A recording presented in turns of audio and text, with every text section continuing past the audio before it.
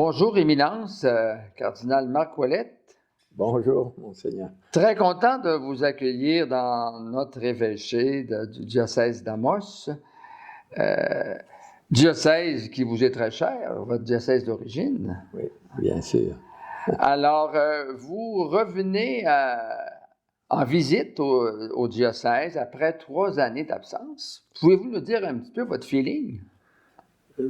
Bon, je suis vraiment très heureux de revoir les lieux, surtout les personnes, la famille, et aussi, en fait, les collaborateurs, collaboratrices de l'évêché, là, que j'ai eu l'occasion de saluer hier en particulier.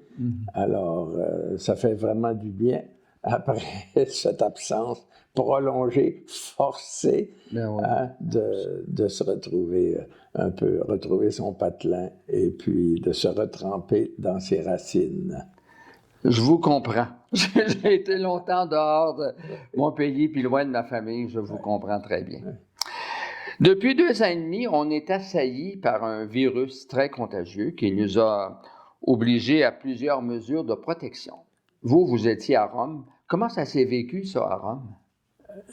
Un peu comme partout, très difficilement, surtout le début de la pandémie, en mars 2020, là, les premiers mois ont été terribles, de vivre la Semaine Sainte complètement confinée, sans aucune célébration. Heureusement qu'il y a eu le 27 mars 2020 où le Saint-Père a fait une prédication sur la place Saint-Pierre déserte et qui nous a comme un peu redonné l'espérance. Ouais. Il nous a demandé où est votre foi? Alors, ça nous a fait du bien, mais ce fut très difficile. Je me souviens d'avoir vu des caravanes de camions de guerre remplis de tombes et de personnes décédées en Italie, dans le nord de l'Italie. Ce fut absolument terrible. Et donc, il y a eu des moments vraiment très dramatiques. Et malgré tout cela, mon travail au dicaster des évêques a pu continuer à un rythme un peu plus ralenti, mais il n'y a pas eu de suspension complète du travail. On a eu une présence limitée, certaines personnes ont travaillé à distance, mais l'activité de base a continué. Ah bon, OK. Très bien, merci.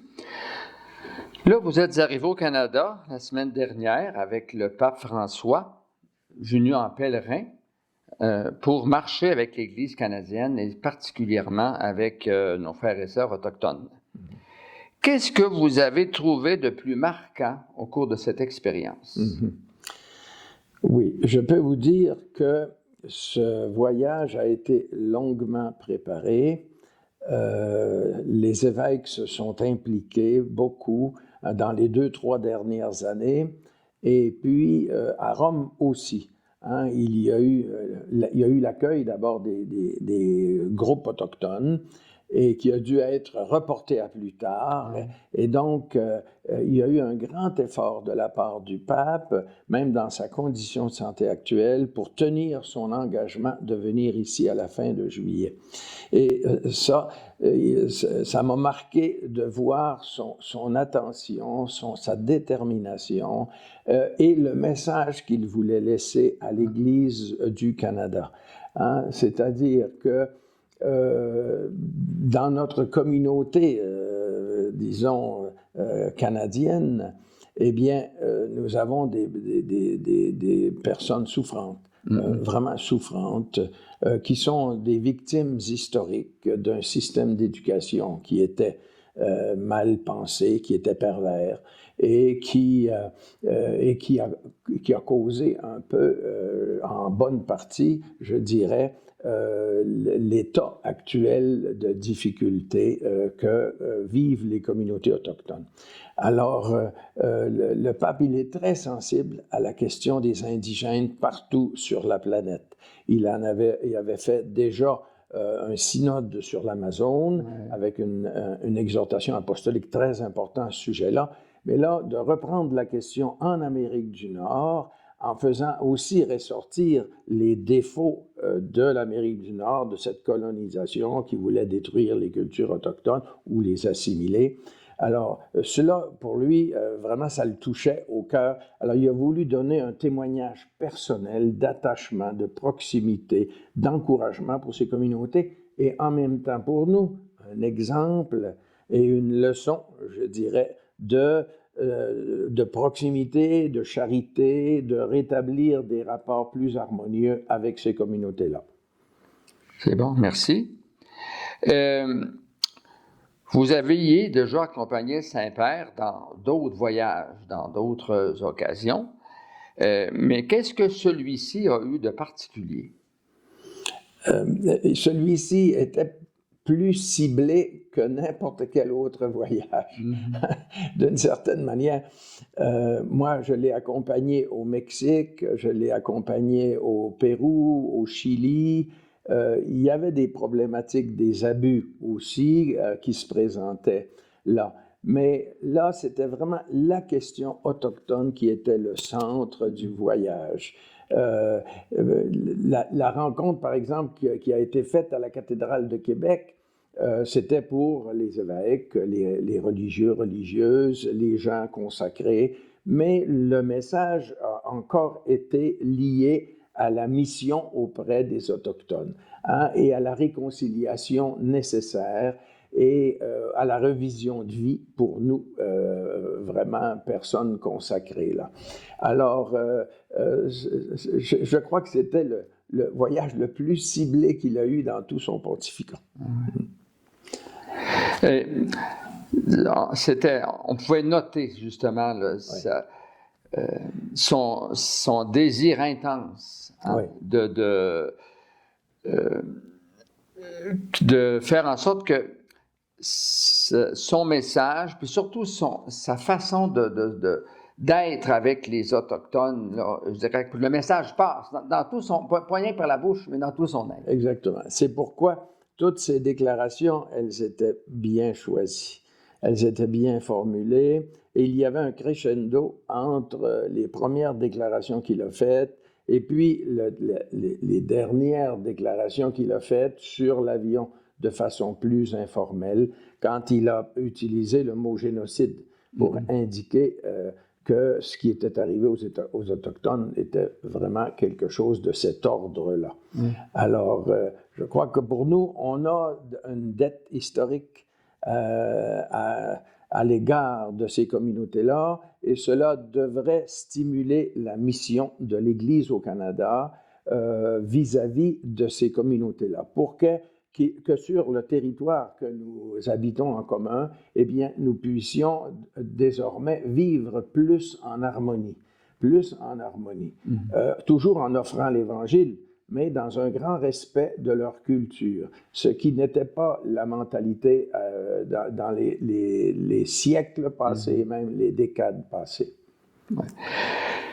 En ce sens-là, qu'est-ce que vous suggérez comme suivi à donner à cette visite historique? Vous savez qu'ici, nous autres, en tout cas, on a Kikogan, à 2 kilomètres d'Amos. Il y a Lac-Simon, tout près de Val-d'Or. On a aussi plus au nord, près dans la baie de James, Chisasibi, Waskaganish, et d'autres petites communautés. Alors, qu'est-ce que vous suggérez comme suivi à donner à cette visite historique? J'ai eu l'occasion d'avoir des conversations importantes à Rome et ici avec des Premières Nations, avec les Métis aussi. Et puis, on a beaucoup échangé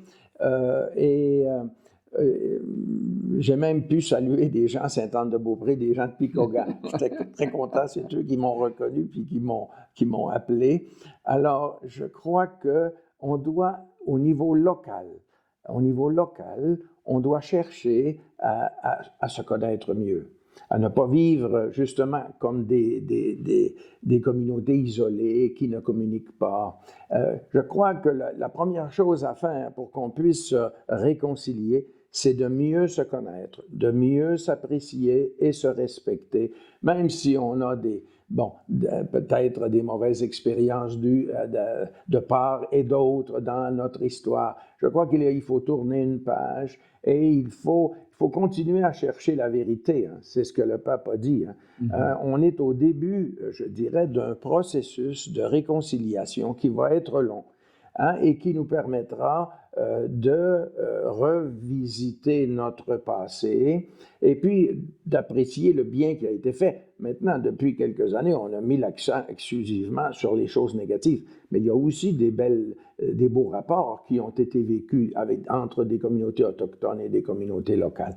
Alors, il faut continuer à cultiver la connaissance mutuelle, je crois, et à se raconter notre histoire de chaque côté, comment est-ce qu'on l'a vécu, et ainsi arriver à une vraie réconciliation qui est suite à une véritable écoute de l'autre, à une véritable reconnaissance des torts, et puis on a des torts graves à réparer. Donc, nous avons une obligation morale de dire que le Saint-Père a fait un énorme effort pour venir nous donner un exemple personnel. Alors, on ne peut pas laisser tomber cela dans le vide, comme juste un événement de plus dans l'histoire. On doit vraiment faire une suite qui doit commencer par des contacts réguliers, qui doit aussi se poursuivre par des rencontres au niveau de la conférence épiscopale avec les communautés autochtones, au moins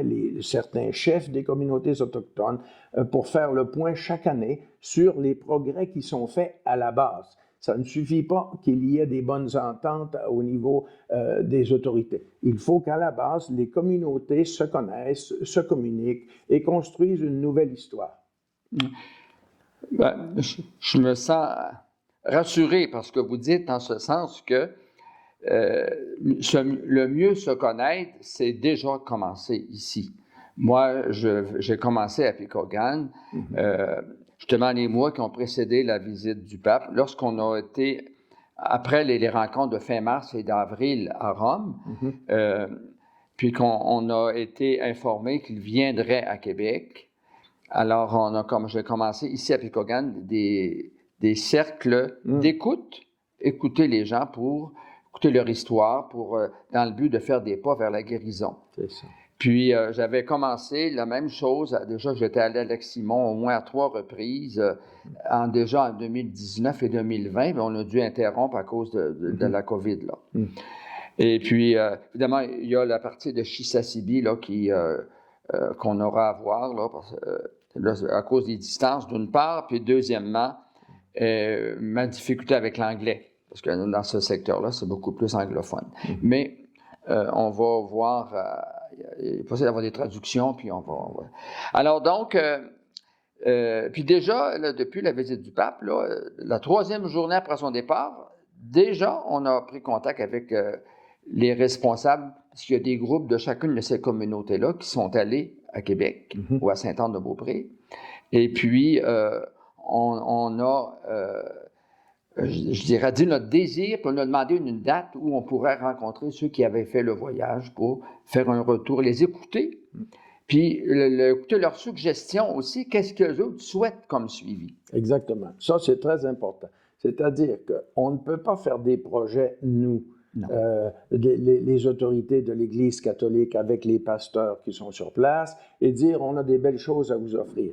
Il faut que le chemin ensemble, on le détermine ensemble. Ouais. Qu'on s'écoute mutuellement et puis qu'ensemble, on trouve la manière de construire ce nouvel avenir. C'est ça, exactement. Comme dernière question, on prendrait un sujet plus général et plus vaste, c'est-à-dire celui du synode. Alors, on est en synode. Il y aura l'automne 23 à Rome, une rencontre là, des évêques, mais déjà depuis 10 mois, en octobre 2021, le pape a fait l'ouverture du synode. Alors, comment a été choisi le thème du synode? On sait que le thème, c'est sur la synodalité. Alors, comment ce thème-là a été choisi? Avez-vous été dans ce courant d'air-là? C'est-à-dire, à la fin de chaque synode, il y a des propositions qui sont laissées par les membres du dernier synode, qui a été en fait celui sur l'Amazone, hein, et puis celui sur la jeunesse, sur les jeunes. Et donc, je me souviens que dans les thèmes du synode, il y avait la question de la femme dans l'Église, par exemple, que ça demeure une question très importante. Il y avait la question de la synodalité. Pourquoi? Parce que c'est un terme abstrait, la synodalité, mais au fond, c'est la question de la participation du peuple de Dieu. Alors, je crois que le pape, depuis 2015, au synode, ce qui était sur la famille, là, il avait fait une intervention très importante à ce moment-là, il y a 7 ans, parlant de la synodalité, parlant du Saint-Esprit qui est répandu dans tout le peuple de Dieu, qui donne vraiment des charismes, qui donne des bonnes idées, des inspirations et des capacités d'engagement. Alors, il faut absolument se mettre à l'écoute du Saint-Esprit, qui ne parle pas seulement dans le pape, ni seulement par les évêques, mais qui parle à travers tous les baptisés. Alors, dans l'Église catholique romaine latine, là, on n'a pas suffisamment pratiqué cet exercice d'écoute du peuple de Dieu. Après le concile, on a quand même fait quelque chose. On a institué les conseils paroissiaux, le conseil diocésain, le conseil presbytéral, des structures de consultation. Mais ça, le synode sur la synodalité, ça va plus loin.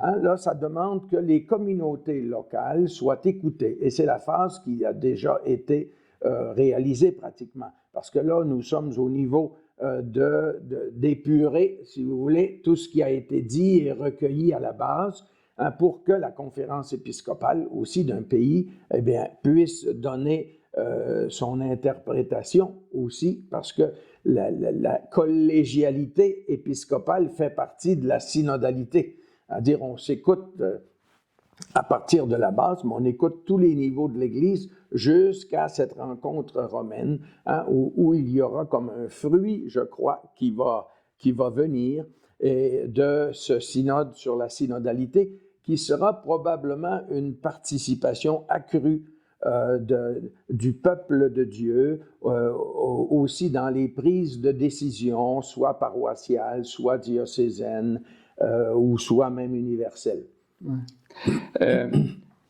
Ce qui a motivé le choix de ce thème-là, la synodalité, est-ce que c'est parce que le pape et aussi son entourage, mais surtout le pape, je dirais, constatait que ce que le concile avait, justement, vous parlez des conciles, vous avez parlé les différentes institutions de consultation. Est-ce que le pape ne trouvait pas que ça tardait trop à son goût à se mettre en application, à devenir réalité? Je crois qu'il fallait un peu relancer la réception du concile, effectivement. Parce que moi, je me souviens qu'il y a eu, après le concile, moi j'ai été ordonné en mai 68, donc j'ai connu l'après-concile, qui a été assez chaotique, hein, pour les 10 premières années, mais où on a mis en place la réforme liturgique, les structures, on les a mis en place. Et puis, mais ensuite, on dirait qu'il s'est établi une espèce de fatigue, j'ai l'impression, un peu partout. Et là, il y avait besoin d'une relance. Hein, et je crois qu'on a vécu sur l'air d'aller, hein, un peu sur l'air d'aller pendant un certain temps. Et là, je crois que dans l'Église, il y a un besoin vraiment de prendre conscience du don du Saint-Esprit. Hein, du don du Saint-Esprit, hein, qui est celui qui nous fait avancer, hein, qui nous fait croire, qui nous fait nous engager, qui nous fait participer. Alors ça, cet exercice d'écoute nous rend plus attentifs au Saint-Esprit et aux différents dons qu'il distribue dans la communauté. Parce que il faut que le peuple de Dieu, au fond, se responsabilise aussi de sa mission. Parce que la mission, c'est pas juste les prêtres, les évêques, les religieux, les consacrés. Ça, c'est une expression particulière de la mission. Mais c'est tout le peuple qui est envoyé parce qu'il est baptisé. Et la force qui le meut, c'est le Saint-Esprit. Alors, il nous faut réapprendre que nous sommes confirmés, nous avons reçu le don du Saint-Esprit avec des dons particuliers qui doivent servir à la communauté. Alors ça, je crois que c'est ce que le synode va réveiller avant tout. C'est ça. Je pense que, en vous écoutant, moi, ce qui m'habite, là, c'est que les structures étaient là, structures de consultation, mais c'est l'esprit qu'il manquait, l'esprit avec un grand E. Voilà. Je suis tout à fait d'accord. Puis ma dernière question, c'est que le pape François a pris des mesures pour que la première étape du synode se vive à la base, dans les diocèses. À votre connaissance, est-ce qu'il y a eu un engouement suffisant quand on regarde un petit peu l'ensemble de notre Église universelle? Oui. Moi, ma constatation, là, a été que du côté des laïcs, il y a eu beaucoup d'intérêt, un peu partout, et une participation même assez étonnante. Et donc, et des attentes qui sont créées aussi par cette participation-là. Parfois, quand on est en gouvernement, on dit « Ah, une autre affaire, ça va nous déranger, ça va nous obliger. » Alors, il y a eu plus d'engouement de la base des laïcs que du clergé, par exemple, en général. C'est ce que j'ai pu observer. Mais peu à peu, pour les prêtres, là, en voyant que les laïcs sont prêts à s'engager davantage, et puis à offrir des propositions, et puis, alors c'est encourageant, parce qu'on est quand même pas si nombreux, n'est-ce pas? On a besoin de support, on a besoin que la mission soit vraiment vécue ensemble. Et on est tous missionnaires, tous disciples missionnaires, comme dit le pape. Et donc, il faut qu'on suive notre Seigneur et qu'on soit fidèle à son évangile. Comme il dit, hein, il faut garder dans notre poche un petit évangile, l'ouvrir de temps en temps, chaque jour, pour que notre façon de penser reste imprégnée par la Sainte Écriture, par la parole de Dieu. Alors, voilà tout. Je crois que ce synode va laisser des fruits de ce genre. Une spiritualité du peuple de Dieu qui vit de la parole de Dieu, mais la parole illuminée par le Saint-Esprit. Eh bien, c'est ce qu'on observe aussi dans nos diocèses, en écoutant d'autres confrères ici de la province de Québec. Puis ici aussi, durant la pandémie, on a proposé, puis on a donné, je dirais, de l'éclairage pour qu'il y ait des partages de la parole de Dieu qui se fassent même de façon virtuelle. Les gens étant dans leur maison, dans leur salon. Mais l'importance de se nourrir de la parole de Dieu. Alors, ça fait son chemin tranquillement. Bien sûr. Alors, ça termine. On pourra parler de beaucoup d'autres sujets, mais en tout cas, ça complète ce que je souhaitais aborder avec vous, Excellence. Alors, moi, je suis très heureux de saluer les citadins d'Amos et puis tous les fidèles du diocèse et même ceux du Grand Nord où je suis allé jusqu'à Iqaluit. Mais je sais que les frontières du diocèse se sont élargies beaucoup. Alors, je vous souhaite bon succès pour la suite des choses. Et de Rome, enfin, nous sommes toujours en fonction, là, jusqu'à nouvel ordre. Nous sommes vraiment à votre disposition pour vous aider, vous appuyer. Merci et je salue cordialement tous vos fidèles. Bien, merci beaucoup, Éminence. Et puis moi aussi, évidemment, je salue tous les diocésains et diocésaines. Et puis je vous dis à très bientôt pour le suivi.